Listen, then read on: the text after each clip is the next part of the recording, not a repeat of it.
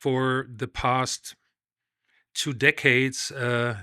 To quote the great Jean Didion, I spent what seemed to other people that I knew an eccentric amount of time in Hawaii. Yeah, no, I just came back all we the all time, did. and then just started shooting there a lot. Yeah. Well, now Hawaii's been facing a lot of really big environmental challenges, Yes. especially with the tourism. There's been volcanic action and a lot of Mother Nature activity, the fires. Yeah. And I know that because I'm Hawaiian, I know how the Hawaiian people are very protective of their land. Yes. So, did you run into any problems there with people giving you a hard time as a white dude over there taking pictures of the Hawaiian culture? Well, no, I think, well, first of all, yeah, I've spent a lot of time on the islands, and I've seen a lot of the changes in, everywhere, in the climate, in social structures, in the economy, in the housing market, in the labor market, and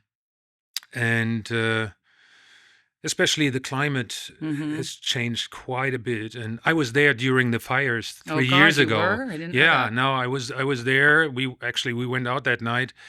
The fire in Lahaina, I mean, the whole city burned to the ground. You were there? A city where I was just scuba diving the day before. So we were there. But I think if you're sensitive about the way of living there, you don't run into problems. And what we did, for instance, just realizing, and I had my family with me, and we're just realizing we had to leave the islands to make space for help, that came in through the airport, for instance. Now I've met so many people that were so supportive of all the stuff that I did there over the years, and you have to be sensible about the culture, obviously, but the thing that strikes me about Hawaii is really the values of the people there, the spirit, which Aloha Spirit. the Aloha Spirit, and most people, I guess, think it's just a way of greeting. It's not. No, it's not. It's just a way of life. It's the way of life. It's to me, it's kind of like a philosophy, a way of living, just a concept of unity and solidarity, and a way of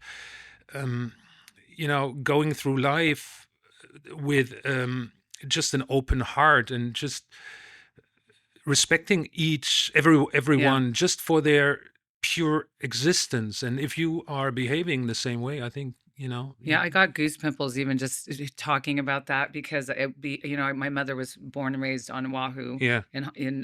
So I spent a lot of my time.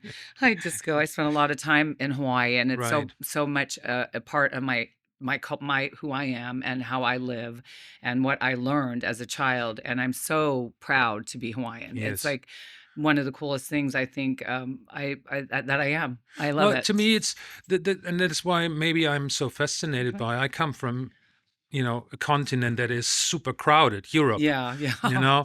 And over the centuries, we could go to other countries, invade them, and do wars and blah blah blah. Just I think when you live on a small island like this, the Polynesians, the ancestors to the Hawaiians, they had to find different ways of approaching life, and they developed different values, different approaches to different approaches to life, in order to survive on these small islands.